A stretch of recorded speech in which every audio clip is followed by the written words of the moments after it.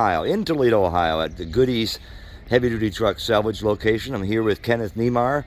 Kenneth is going to demonstrate how we inventory fuel tanks for trucks and how we measure the information that's going to go into the inventory listing so customers and sales reps know exactly what they're getting. So Kenneth, when you approach a truck and here the fuel tank is off, which is obviously a little bit easier to measure than when it's on, the ball game's yours. Good morning, everyone.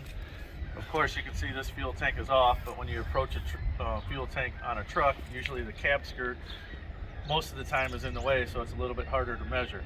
But we try to sometimes reach through the cab or open up the battery box opening so you can see kind of where the fuel tank ends. But this particular one, we're going to start measuring from weld to weld, which is 35 inches, as everyone can see.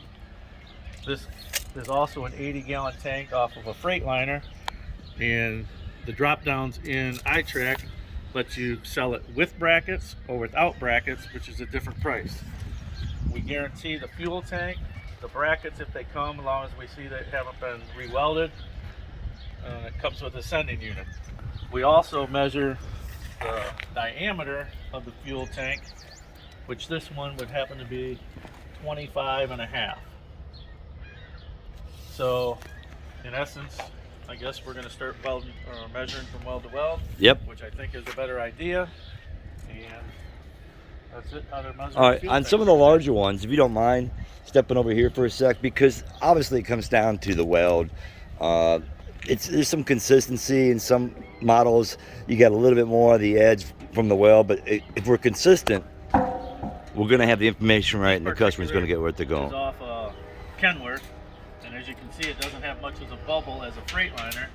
So if we measured this one from weld to weld, which again on a truck is a little bit harder, we're gonna say it's really probably 47.5 inches, and that's probably what we'll start or put that in as.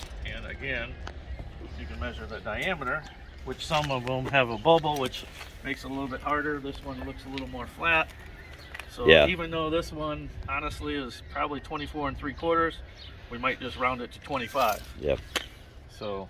All right, with regards to any other parts that are attached to the tank, LKQ, when you're ordering a gas tank with brackets, there may be the sender unit and other items, some lines attached to it, but those are not guaranteed with the fuel tank. Is that correct? Correct. We're just mainly guaranteeing the aluminum tank on this one, that it hasn't been pitted.